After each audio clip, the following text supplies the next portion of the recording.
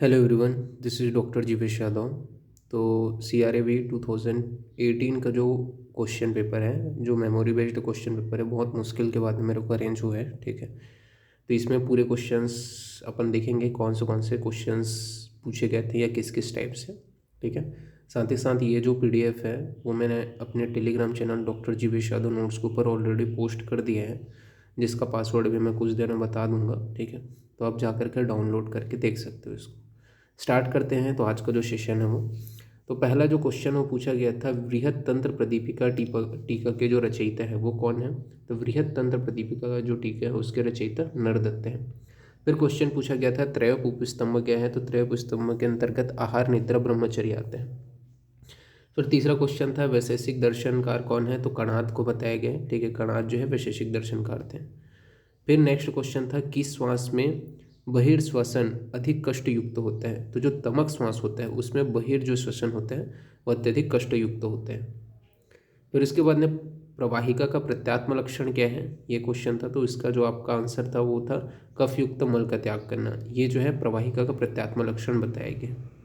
फिर असाध्य शिरोरोग के अंतर्गत आपका संखक आता है। ठीक है, वहाँ पे ऑप्शन जो था उसमें आपका संखक का आंसर गया था। फिर हृदय स्पंदन किसका पूर्व रूप है। तो हृदय स्पंदन पांडु का पूर्व रूप है। इसके बाद नेक्स्ट क्वेश्चन था, सरसप तैल का अभ्यंग किस रोग में बताया गया है। तो जो सरसप तैल है उसका अभ्यंग शीत पित्त में किया जाता है। तो शीत पित्त में सरसप तैल का अभ्यंग किया जाता है। नेक्स्ट क्वेश्चन था आपका, नारायण तैल का मुख्य घटक कौन सा है। तो यहाँ पे आपके पास ऑप्शन था अग्निमंथ, शुंठी, कुटिकी, तालिश। तो अग्निमंथ जो होता है वो आपका नारायण तैल का प्रमुख घटक होता है। तो ए आंसर जाता है यहाँ पे। और नेक्स्ट क्वेश्चन की ओर अपन आगे बढ़ते हैं। तो नेक्स्ट क्वेश्चन था, षड्रूप राज्यक्षमा का वर्णन किसने किया है। तो चरक और सुश्रुत दोनों ने किया है। तो वहाँ पे आपका आंसर था बूथ वाला, वो जाता। ठीक है, तो चरक और सुश्रुत दोनों ने षड्विध राज्यक्षमा का वर्णन किया। नेक्स्ट क्वेश्चन था, लंघन के प्रकार कितने बताए गए हैं। तो लंघन के 7 प्रकार बताए गए हैं। फिर उसके बाद में क्वेश्चन था, द्विविध उपक्रम के अंतर्गत कौन क्या क्या आता है। तो संतर्पण अपतर्पण जो है द्विविध उपक्रम के अंतर्गत आता है। फिर स्नेह के अनुपक्षय व्याधि के विषय में पूछा गया था। तो स्नेह के अनुपक्षय जो व्याधि है उसके अंतर्गत आम वात आता है। फिर अभ्रक के अमृतीकरण के लिए आवश्यक द्रव्य कौन सा है। तो अभ्रक के अमृतीकरण के लिए जो कदली है, कदली कंद है, उसको आवश्यक द्रव्य बताया गया।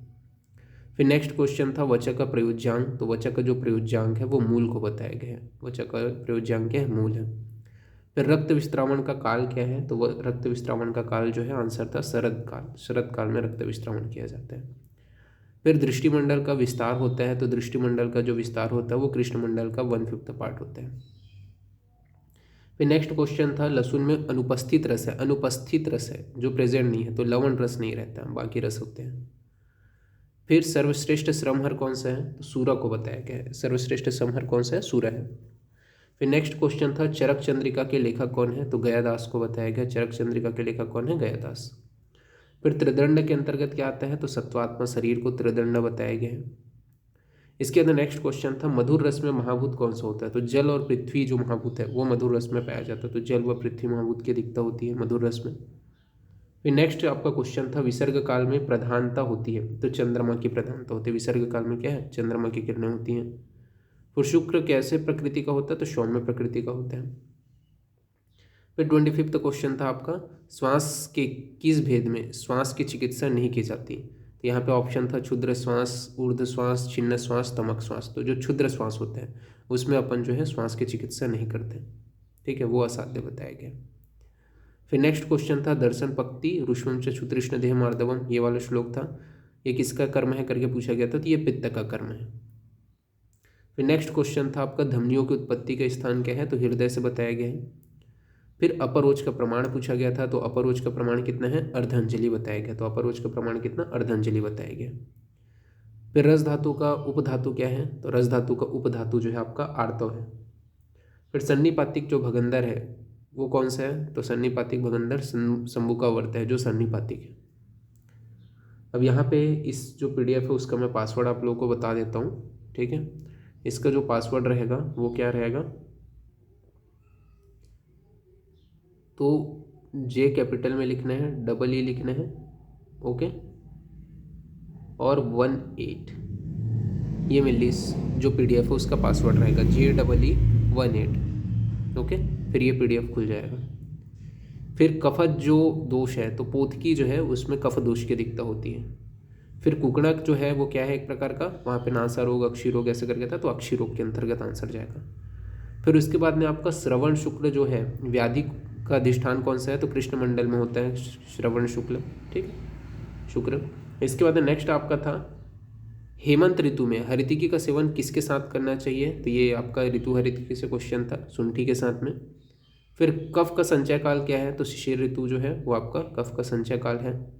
फिर स्वस्थ मनुष्य में प्रतिदिन दिए जाने वाला धूम कौन सा है, तो प्रायोगिक धूम को जो है स्वस्थ मनुष्य में प्रतिदिन दे सकते हैं। फिर जातग्नि योनि व्यापत किसमें बताया गया है, किसने बताया है, तो वांग भट्ट ने बताया है जातग्नि योनि व्यापत का वर्णन। फिर मेदोह स्रोतस का मूल क्या है, तो मेदोह स्रोतस का मूल जो है भृगु को माना गया है। फिर नेक्स्ट क्वेश्चन था असाध्य व्रण होता है, तो असाध्य जो व्रण होता है वो मर्मगत होते हैं। फिर नेक्स्ट क्वेश्चन था हस्तिदंत का प्रयोग किस वेद में किया जाता है, तो कुटिश वेद में हस्तिदंत का प्रयोग किया जाता है। फिर था क्रूर कोष्ठ में किस स्नेह का निर्देश है, तो मज्जा और तैल का जो है क्रूर कोष्ठी में प्रयोग करने का निर्देश है। फिर नेक्स्ट क्वेश्चन था तंत्र यंत्र धरा किसके लिए कहा गया है, तो जो प्राकृतिक शरीरगत वायु है उसके कर्म के अंतर्गत आता है तंत्र यंत्र धरा। फिर अति और स्थौल्य के लिए पथ्य द्रव्य कौन सा है, तो पथ्य द्रव्य के अंतर्गत वहाँ पे ऑप्शन जो है 3 थे, ठीक है, प्रशांतिका, कुलत्थ और आपका मधुदक, ये सभी जो है आपके पथ्य, तो ऑल आंसर जा रहा था वहाँ पे। फिर तंद्रा में तंद्रा में उपयुक्त अनुपान क्या है, तो मध्य का अनुपान किया जाता है तंद्रा में। फिर नेक्स्ट आपका क्वेश्चन था निम्न में से किसका स्वाभाविक कर्म दीपन है, तो जो आपका द्राक्षासो है उसका जो स्वाभाविक कर्म होता है वो दीपन होते हैं। फिर आहार विधि विशेषायतन में है, तो आपका मेनली काल जो है वो आपका आहार विधि विशेषायतन के अंतर्गत आता है। ओके, इसके बाद में अर्म है, तो अर्म किसको बोला गया, तो जल को, जल के लिए अर्म प्रयोग किया गया है, ठीक है। इसके बाद में यहाँ ऑप्शन के अनुसार जाएगा आकाश, वायु, तेज, जल के लिए आपका कर्म प्रयोग किया गया, ठीक है। फिर कर्म का गुण है, तो कर्म का गुण है संयोग और विभाग, तो आंसर क्या जाएगा, बी आंसर जाएगा, ए और बी दोनों। फिर श्रेष्ठ विसर्ग कौन सा है, तो शीर्ष है। तो 2080 का सिर्फ 49 जो मेमोरी बेस्ड क्वेश्चन है वही अवेलेबल हो पाया है, इसके आगे का मेरे पास अवेलेबल नहीं है, ठीक है। तो ये मैंने ऑलरेडी पोस्ट कर दिया है, इसका पासवर्ड भी मैंने आपको बता दिया है। इसके बाद में अपन जो है 2021 या फिर 2019 का जो क्वेश्चन है, ठीक है, वो अपन देखेंगे। ओके, तो नेक्स्ट वीडियो में अपन उसका देखेंगे। तो ये 49 तक के क्वेश्चंस मेरे पास जो अवेलेबल थे वो मैंने आप लोग को वीडियो बना करके और PDF के फॉर्म में प्रोवाइड कर दिया है, ठीक है। नेक्स्ट क्लास में अपन आगे देखेंगे। तो आज के लिए इतना ही, थैंक यू।